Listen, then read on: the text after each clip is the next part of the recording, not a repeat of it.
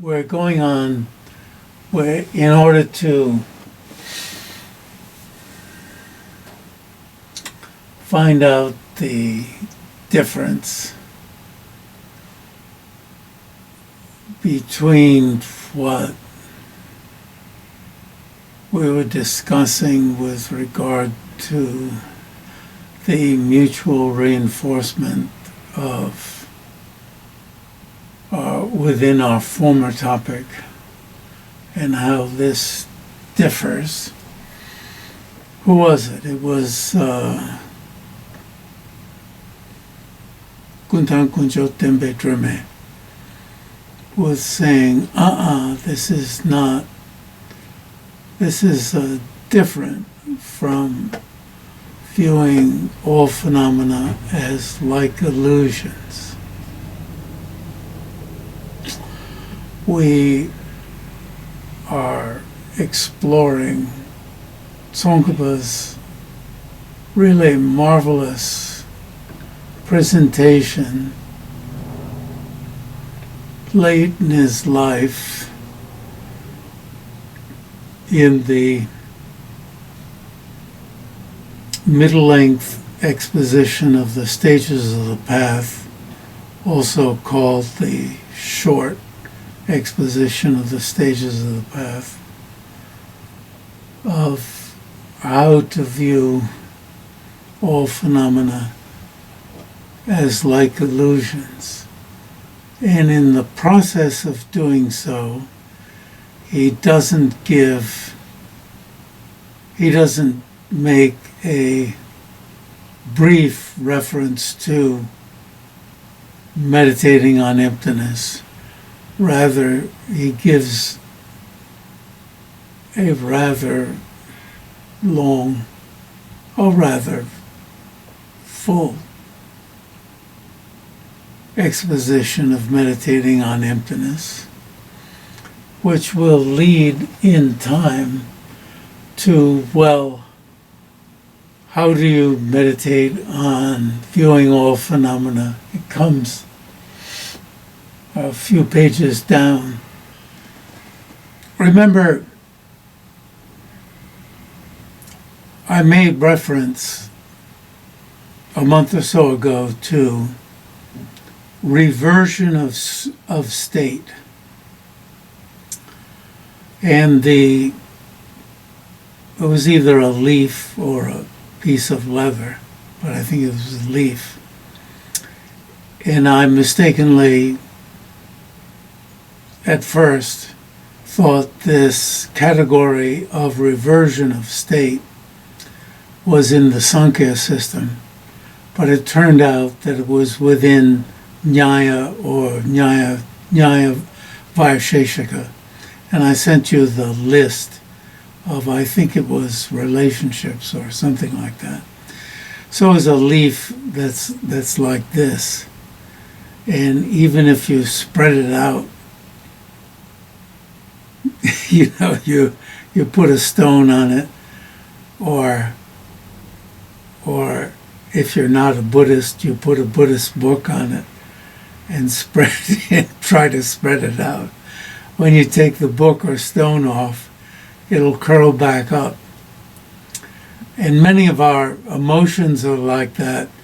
You practice some, like compassion or kindness and being nice to people, and you're nice for a while that the effect of that practice is still functioning, and then you don't notice that that your mind curls back up and somebody steps on your foot or takes the piece of chocolate cake, and you find that your mental attitude is curled back up, and you snap at the person. And if you're a good practitioner, you realize, oh, I've got to practice some more. And if not, if you're, a dyed-in-the-wool believer in a creator God, you think, oh, I need the creator God's help. you need help from the outside. Or, and Tibetan Buddhism also includes a lot of help from the outside. You pray and get some blessings. And if you really know where it's at, you get the blessings for the sake of more practice, right? Getting juiced up for more practice. Use some help from the outside. Or you go up on the mountain or whatever, or you stare at the sky and you get some juice. Like where I live, I bought this place because all I have to do is stand up. I have my work area blocked off because my eyes have always had difficulty with glare, and all I have to do is stand and I look out. Wow, I get some. Get some zip. But I don't get deceived by that to think that that's enough. Let's hope. Reversion of state. So, why I'm bringing this up is that these practices, the sevenfold quintessential instructions, or what is so conveyed by Shantideva of the equalizing and switching of self and other, these practices are, for me, it was the sevenfold quintessential instructions, and especially the foundational step of even-mindedness, working at developing that stretches out that leaf and to a really remarkable state leaves it straightened out.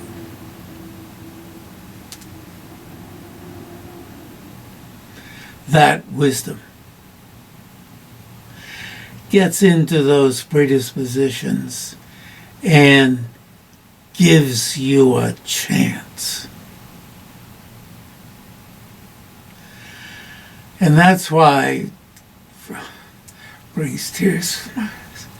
Again, Losang Gyatso, who was murdered at Senyalaptra, School of Dialectics. Why he said the practices of merit open the mind to wisdom. Do so much to make wisdom possible. And Shantideva said, as I remember, these are branches of the cultivation of wisdom. Something just from memory. Why? Because I'm looking at adjusting my beauty. That's one of my. Anyway, they are. Why are they branches of wisdom? Because they are types of wisdom. Merit is these meritorious practices are types of wisdom.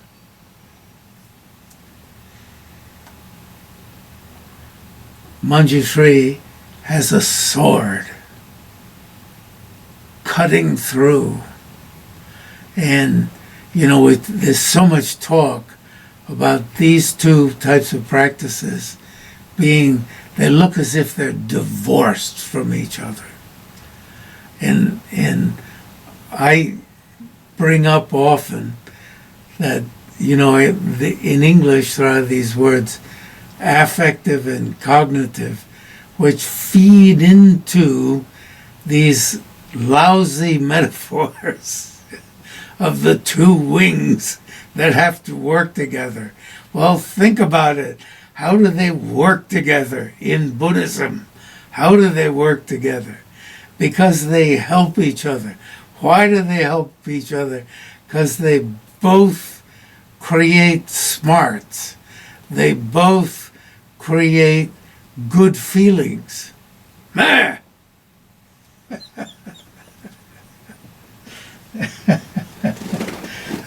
As if I bark, as if barking will help my point.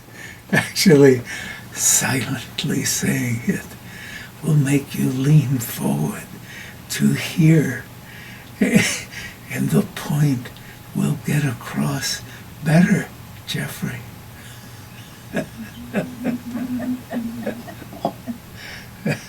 My technique, my oratorical techniques are low.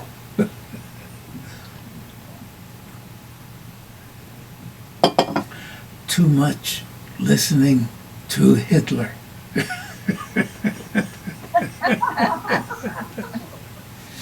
His Holiness used to say, I don't know if he still does, when he became inspired, his voice would rise in pitch. Pitch? Tone. His tone would get higher. And he would say, oh, my goat voice. You see, high. It went high. Not in, volume. My goat voice. Rake leson. My goat voice has arrived. And for some reason I knew that going high in pitch is it? Is, inspiration.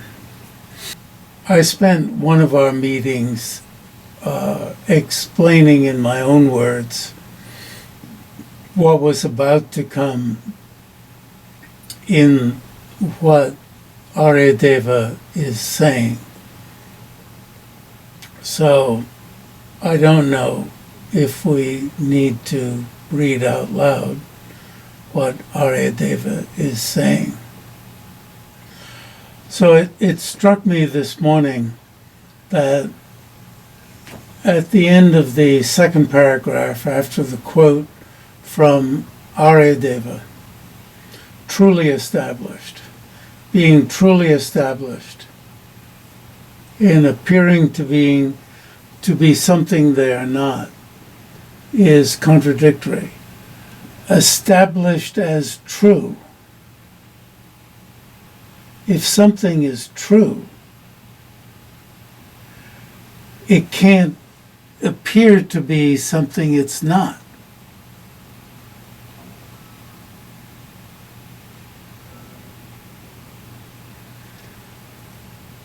All of us have wondered, I think, why it's called truly established as true.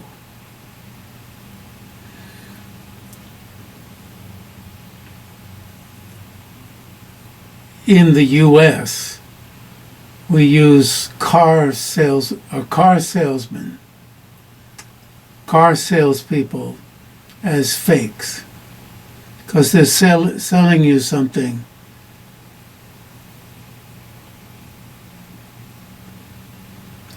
Trump was selling buildings, so you could see that this guy was fake. He's selling you a rotten building, saying it's really great. There's no problems. And you'd say, well, we can see it's leaking. Oh, there's no problem. You bring somebody in. I know somebody you can bring in, fix it right away, and pass immediately on to some other topic, right? So this car I'm going to sell you, 15 years old, purrs like a kitten. Good price. You won't find this price anywhere. Whereas if you go one block over, You can buy it for the half price. Person's a liar. Car salespeople are liars. Realtors are liars.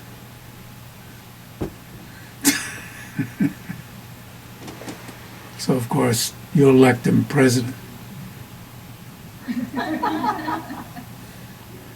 Because he can tell a good lie.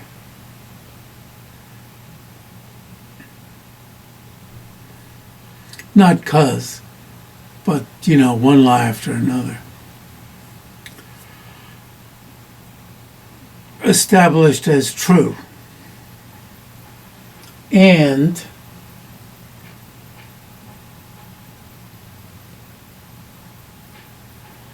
appearing to be something they are not. These two are contradictory. If it's established as true, it can't be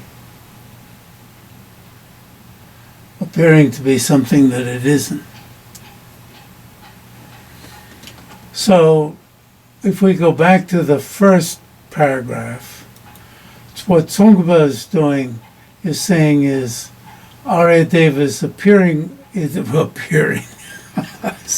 seems to be saying that if you realize the emptiness of one thing, you know the emptiness of everything. But Tsong-kha-pa is pointing out that there's a temporal sequence. If you realize the emptiness of one thing, then you have to turn your mind to another thing. And that means as long as the functioning of the reasoning that you're using is still functioning. You couldn't have the force of that reasoning is still operating. Then if you turn your mind to something else, the functioning of that reasoning is still working, and so you'll know the emptiness of that thing. His Holiness said in Dharamsala that in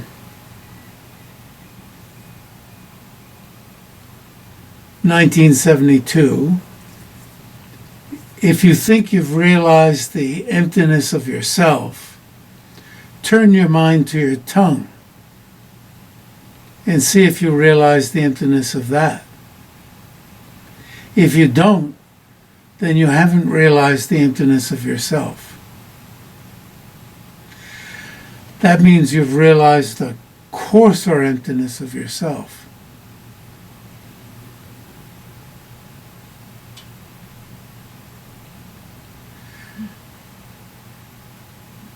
So that means if you think you've realized the subtle emptiness of yourself, and so that means if you think you realize the coarser emptiness of the subtle emptiness of your tongue, then turn to something else. And what I did was, have I realized, I turned my mind to the shit-filled streets of Dharamsala, 1972. People are taking a crap along the wall of the street, the streets in, going out to I don't know if the Green Hotel was built at that, no, it wasn't. In, that street out there, going out to I don't even know if the Drama Center was built. But anyway, that street going out there. And I think, no, it doesn't apply to that.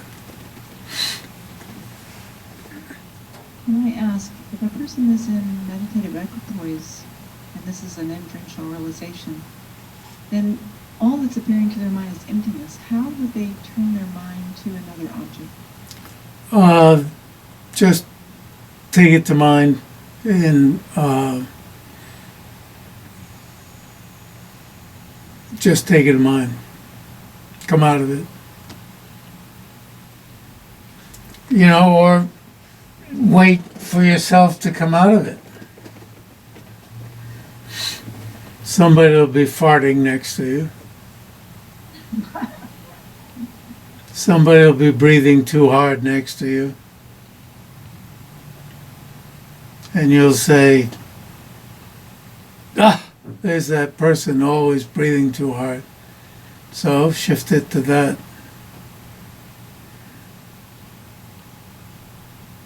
There's the pain in your,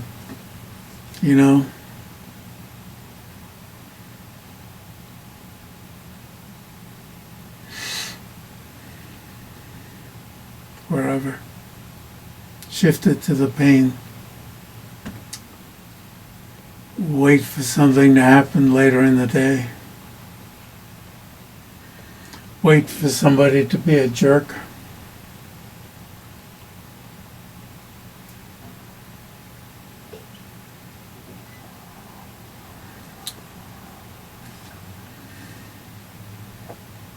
Wait for the food not to be cooked right. Wait for somebody to do something nice.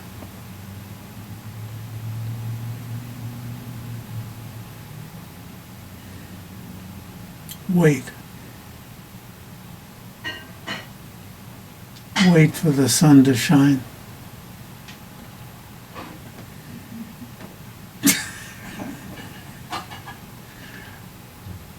Who knows?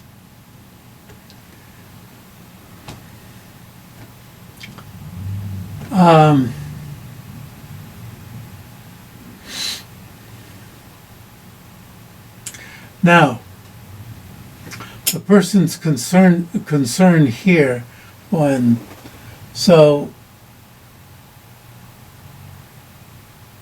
Tsong-kha-pa wants to make sure that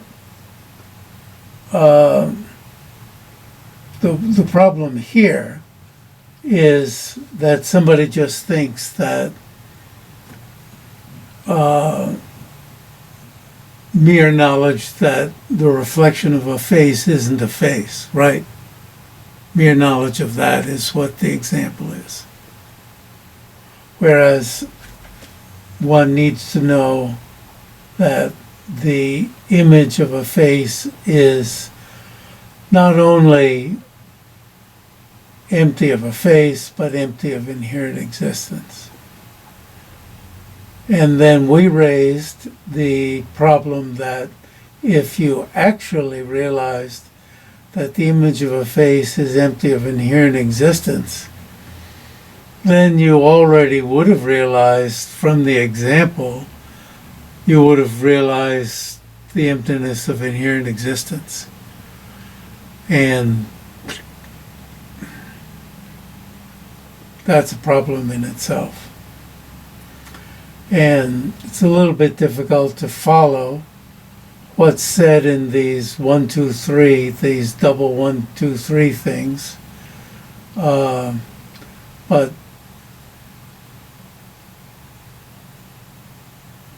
you can follow them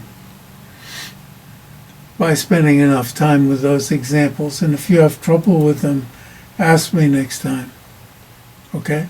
Or during the week. Hey, I'm having a problem with these. And don't fail to ask me, because, you can say this may be dumb, but, don't hold back because you think a question might be dumb. Because, there's no shame in asking what you or somebody else might think is a dumb question, because we have to handle any and all questions. So then we'll go on next time with the fallacious mode of. See you next week.